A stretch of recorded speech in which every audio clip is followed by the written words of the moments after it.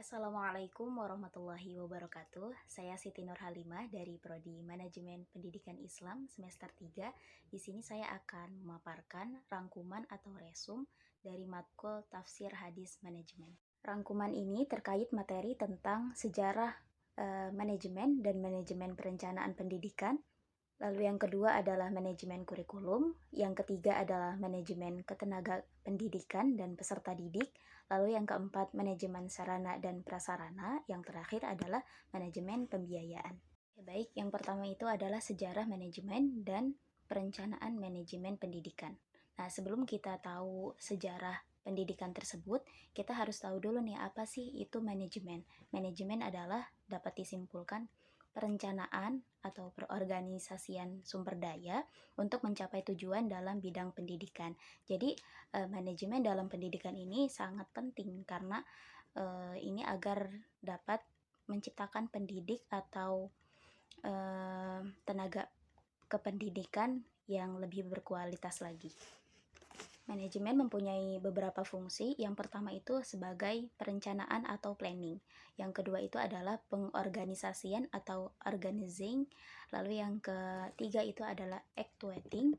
Yang keempat adalah controlling. Begitu. Lalu sejarah dari manajemen pendidikan ini adalah berawal dari pemikiran dua.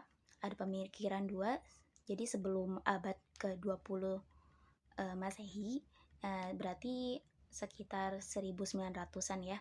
Peristiwa penting dalam ilmu manajemen, peristiwa pertama ini ketika Adam Smith menerbitkan sebuah doktrin ekonomi klasik yaitu berjudul The Wealth of Nation. Dalam bukunya itu, ia mengemukakan keunggulan ekonomis yang akan diperoleh organisasi dari pembagian kerja atau division of labor, yaitu perincian pekerjaan ke dalam tugas-tugas yang spesifik dan berulang. Lalu yang kedua itu adanya peristiwa yang mempengaruhi perkembangan manajemen, yaitu revolusi industri di Inggris. Nah, ini menandai dimulainya penggunaan mesin, menggantikan tenaga manusia yang berakibat pada pindahnya kegiatan produksi dari rumah ke rumah menuju tempat khusus yang disebut pabrik. Selanjutnya, perencanaan pendidikan Islam.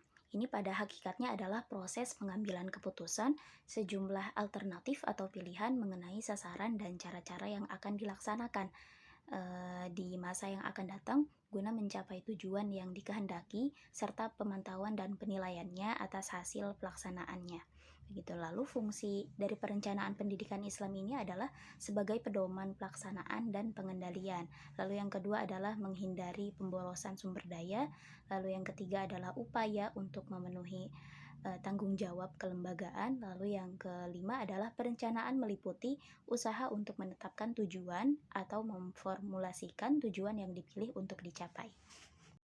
Jadi perkembangan bidang manajemen pendidikan ini berawal di Amerika Serikat pada abad ke-11, ke-19 dan selanjutnya menyebar di berbagai negara. Dan di Indonesia ini bidang tersebut sudah mulai dikenal pada penghujung abad ke-9 dan berkembang secara pesat pada tahun 2000-an. Oke, yang kedua selanjutnya adalah manajemen kurikulum. Nah, kurikulum itu berasal dari bahasa Yunani, kurir, yang artinya pelari, dan kurir yang berarti tempat berpacu. Jadi kurikulum ini adalah seperangkat rencana dan pengaturan mengenai tujuan isi, dan bahan pelajaran, serta bahan yang digunakan untuk pedoman penyelenggaraan kegiatan pendidikan. Jadi segenap proses usaha bersama untuk memperlancar pencapaian tujuan pengajaran dengan titik berat pada usaha, serta peningkatan kualitas interaksi dan mengajar. Itu adalah pengertian dari manajemen kurikulum. Oke, ada 3 konsep manajemen kurikulum pendidikan. Yang pertama itu adalah sebagai suatu substansi. Suatu kurikulum dipandang oleh orang sebagai suatu rencana kegiatan, belajar dari murid-murid di sekolah atau sebagai suatu perangkat, tujuan yang ingin dicapai. Lalu yang kedua ini adalah kurikulum sebagai sistem, yaitu sistem kurikulum. Sistem kurikulum merupakan bagian dari sistem persekolahan, sistem pendidikan, bahkan sistem masyarakat.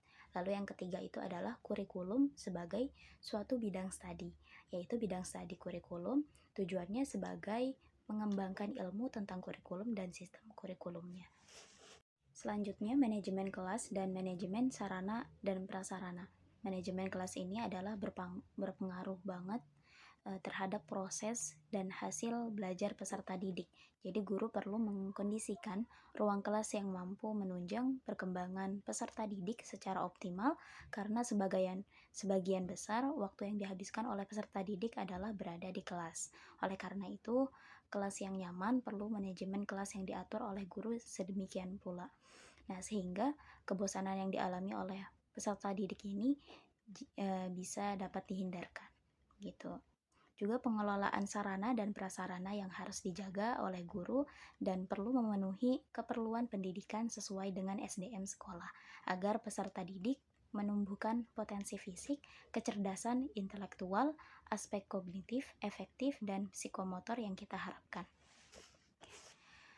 Pentingnya memanage kelas, perspektif tafsir dan hadisnya ini ada di surah An-Nahl ayat 125. Wad'u ila sabili rabbiki bil hikmati wal mau'izatil hasanah. Lalu serulah manusia kepada jalan Tuhanmu dengan hikmah dan pengajaran yang baik, dan berdebatlah dengan mereka dengan cara yang baik. Dan sesungguhnya Tuhanmu, dialah yang lebih mengetahui siapa yang sesat dari jalannya, dan dialah yang lebih mengetahui siapa yang mendapat petunjuk. Jadi dari ayat tersebut menjelaskan bahwa tentang manajemen kelas yang mengajarkan dalam pendekatan pengelolaan kelas untuk selalu berbuat baik di jalan yang benar. Dan apabila ada yang salah, maka tegurlah dengan cara yang baik pula. Selanjutnya, manajemen sarana dan prasarana. Ini pun pula sama ya, sangat penting karena akan membantu proses pembelajaran agar berjalan efektif, atau justru sebaliknya kalau misalkan tidak di manajemen. Begitu. Lalu pengertian dari sarana dan prasarana ini adalah dapat didefinisikan sebagai proses kerjasama pendayagunaan semua sarana dan prasarana pendidikan secara efektif dan efisien. Dan definisi ini juga menunjukkan bahwa sarana dan prasarana yang ada di institusi pendidikan ini perlu didayagunakan dan dikelola untuk kepentingan proses pembelajarannya. Berlangsungnya proses pembelajaran di ruang kelas itu dapat dipahami sebagai ruang yang ada di dalam kelas itu berfungsi sebagai sarana bagi proses pembelajaran peserta didik. Dan pentingnya manajemen kelas ini itu berfungsi sebagai fungsi perencanaan kelas, fungsi pengorganisasian kelas, lalu fungsi kepemimpinan kelas. Dan manajemen sarana dan prasarana ini yang baik itu diterapkan dapat menciptakan sekolah yang bersih, rapi, indah, sehingga menciptakan kondisi yang menyenangkan baik untuk guru maupun murid. Selanjutnya, manajemen pembiayaan dan administrasi pendidikan Islam secara perspektif Islam. Nah, agama Islam adalah agama yang sangat menjunjung tinggi pendidikan, karena dengan pendidikan membuka banyak pengetahuan sehingga lebih mengenal Sang Pencipta. Jadi pada saat ini pendidikan sudah mudah untuk dijumpai di masyarakat. Namun, kendala yang dihadapi oleh lembaga pendidikan ini adalah menanggung kepada rakyatnya 3 kebutuhan pokok, yaitu pendidikan, kesehatan, dan keamanan.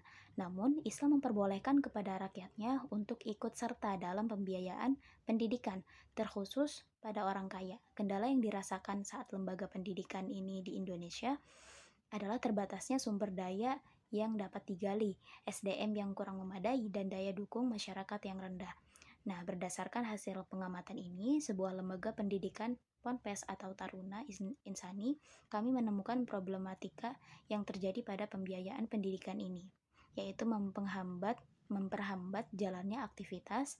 Lalu lembaga pendidikan Islam ini seharusnya kembali kepada khitoh pengelolaan pembiayaan pendidikan yang sebagaimana sudah dicontohkan oleh para khalifah dan kekhalifahan Islam. Oleh karena itu kami membahas mengenai manajemen pembiayaan administrasi pendidikan Islam dalam perspektifnya. Manajemen pembiayaan pendidikan ini adalah proses dalam mengoptimalkan sumber daya yang ada, mengalokasikan dana yang tersediaan, mendistribusikannya sebagai fasilitas atau sarana pendukung proses pembelajaran yang efektif dan efisien. Nah, di dalam Islam pembiayaan pendidikan ini untuk seluruh tingkatan sepenuhnya, merupakan tanggung jawab negara. Dan negara itu berkewajiban menjamin 3 pokok pada masyarakat, yaitu pendidikan, kesehatan, dan keamanan. Nah, meski pembiayaan pendidikan ini adalah tanggung jawab negara, cuman Islam tidak melarang inisiatif rakyatnya, khususnya mereka yang kaya. Jadi untuk berperan dalam pendidikan. Begitu. Adapun problematikanya yang terjadi itu terbatasnya sumber daya yang digali, SDM kurang memadai, lalu daya dukung masyarakat yang rendah. Adapun prinsip pembiayaan pendidikan ini terdapat dalam surah Al-Furqan ayat 67. Dan manajemen administrasi ini merupakan suatu bentuk aktivitas yang mencakup pencatatan, pembukuan sederhana, pengetikan pada komputer, penyuratan, dan kegiatan lainnya. Yang lebih berat teknis di bidang ketatausahaan. Adapun surah yang menjelaskan tentang cara administrasi ini adalah surah As-Saff ayat 4 dan surah Al-Infitor ayat 10 sampai dengan ayat 12.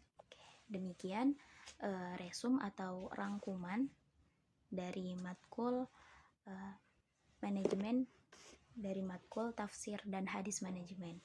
Assalamualaikum warahmatullahi wabarakatuh.